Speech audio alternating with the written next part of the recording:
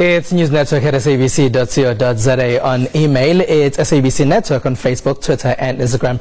Thank you very much for being a part of our network tonight. Now, Bitcoins are probably the most well-known virtual currency. While they can be exchanged for real money, they aren't accepted in most places. Bitcoins came under immense scrutiny after they were used to trade drugs in an online store, Silk Road. Now, there are others trying to create their own cryptocurrencies, like Stellenbosch-based Cypherpunks. Simon De La Rover has invented a visual currency called Funk to enable people across the world to create music and to trade globally. Funk is part of Cypherpunks, and there are currently 200 of these cryptocurrencies across the world.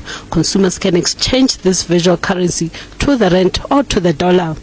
But it cannot be used currently as a medium of exchange in South Africa. You can do that currently on various online sites such as Twitter and Reddit and so forth, or that's the plan at least. And you can, if there are exchanges which you can take this virtual currency back into rands or dollars if you would want to use it in real life. But until that, the infrastructure needs to be built is just to make it easier or less hoops to be able to say spend it at a store. Visual currency is not regulated by the Reserve Bank, so it can be open to abuse. The central bank says a visual currency poses a number of risks for those who choose to transact with it. There's no guarantee of security and value. However, the Reserve Bank says it is actively monitoring developments around visual currencies that will inform any future regulatory approaches that might be necessary within South Africa.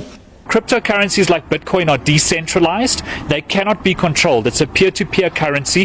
The network itself sustains the currency, the network of people using it. So it's not something that can be easily controlled or regulated. Visual currencies actively used in developed countries such as the UK and the United States, but the world's second largest economy, China, has been very reluctant to adopt it, citing security and safety concerns. Analysts are skeptical as to whether a visual currency will someday be used as an alternative means of transacting and economic interaction in South Africa. Now, trader Rev Wayne says he's created another South African virtual currency. He calls it Pipcoins. He wants Pipcoins to rival Bitcoins. Hello, Rev, and thank you for being a part of our network. Yes, hello to you too. Now, you're 20 years old, and you say you made your first million at 19 years old from trading. Is that where the idea of Pipcoins came from? Yes, the idea of pip, actually, the word pip comes from trading. In trading terms, we don't call it money. We don't say we made $5. No, we say we made 5 pips.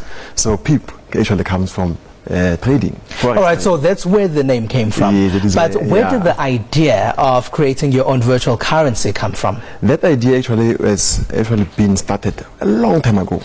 The mathematics and algorithms were actually being set up by my mentor, David Schwartz. So David Schwartz was someone that took me in and out of trading, and he used to say something like, I see a new generation, I see a new generation. As you can see, there's the motto, die nieuwe generatie in the Pipcoin logo. So I think that is when he started to influence me. And only till recently I started to see this is what he was saying, but unfortunately he did pass away. Now I carry just the legacy now. Now we already have Bitcoins. Yes. And they've been gaining traction for at least the last 2 to 3 years. So what makes yours different? Exclusivity. When you talk about something that's exclusive, it has its own trading platform. Now, with comparing it to Bitcoin, Bitcoin, by the way, was an experiment. The founder of Bitcoin, Satoshi Nakamoto, started Bitcoin as an experiment just to see where the world will accept digital currency as like. So out of that experiment, I can say Bitcoin now is finally taking that experiment now, saying this is the final product. How? By concluding the network. So I went through the algorithms and the systems behind Bitcoin. I said, now this is what I would like to modify and change and make it more secure. Exclusive is what makes it different. Maybe if we can, the inserts that we played tried to explain what a virtual currency actually is. Maybe if we can just do that in simpler terms. What is a virtual currency? Virtual currency is a digital currency. This is an internet currency. It's not tangible. You cannot just buy maybe 5 Pipcoins and you want to see it tangible. It's a digital currency. It works through people. People own the currency. That is why our motto is Pipcoin, the people's currency. Because now you are the owner of the currency. Without you, the currency does not exist. You are the printer of the currency. It's digital. Can I exchange it for money? I know with Bitcoins there are ATMs now in Hong Kong and Canada. With Pipcoin, can I exchange it for money? Definitely so. That is why we are the only system right now in Africa. That is why I went as far as saying we are one of Africa's first digital currencies who are now going to be in the same level, rivaling with Bitcoin. How? Because we are now introducing our own debit card, our own MasterCard, which now says that you can transfer from your wallet to your debit card and spend it anytime. So what happens? How do I get this Pipcoin? This Pipcoin has its own website, pipcoins.co.za or pipcoin.co.za. You can just go there, and then there we've got our own web platform. You can purchase Pipcoins. You can also, at the same time, what is most likely to happen, you find people having their own Bitcoins. You can now, with Bitcoins, exchange them to Pipcoins and start using our own currency now in Africa. Reverend, our first answer tonight was about fraud that takes place online. How do I know that this is not just a fraudulent scheme rather, that wants to take money out of my pocket? I go on this website, I purchase Pipcoins, and suddenly I've lost money, never to get it back. How do I know this? That we call it the most important system, a P2P network structure. That is what we call a decentralized exchange. There's proof of work that you are the sole owner of the Pipcoin. How?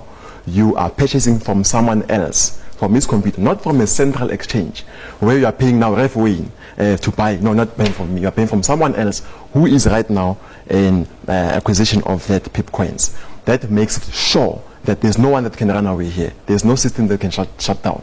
It's a peer-to-peer, friend-to-friend system, a network. Reverend, Bitcoins have had a few problems in the past. There was a time when they stopped trading for a very short period of time. There was a time when their value dropped, especially after Silk Road, after people were purchasing illegal substances on the website Silk Road. How do I trust this particular method? That is why now Bitcoin was an experiment. And with that experiment, I went through the coding, the algorithm, the programming. I started to see faults. Then I said, now, this is the fault. First of all, you cannot track Bitcoin. If someone steals your Bitcoin right now, you must forget. If someone hacks into your Bitcoin wallet right now, you must forget. Why? Because Bitcoin is an open source. Open source means anyone can use it. Now, in Pipcoin, we have now secured our infrastructure. How? We have serial codes. If your Pipcoin gets lost, we can track it down. Fraud, theft, and anything that has to do with cyber crimes, we can track it. How? With that serial code. We can see exactly what happened, what went to it, and track it down. What's the value of one Pipcoin? 100 Rand right now. Okay, so one coin is 100 Rand, and where can I buy goods with it? Where do I use it? Right now, since it's a new digital currency, we've had some stores, online stores, e-commerce stores coming to us, asking us to integrate our API, which is our application interface, to their websites so that they can accept it as a payment. As for now, people have been buying and selling to one another, and through supply and demand, it's just skyrocketing. All right, Reverend, thank you very much for joining us. Yes, thanks so much. All right, Reverend is the founder of a virtual currency, Pipcoin, joining us there. Now it's SABC Network on Facebook, Twitter, and Instagram. Stay with us.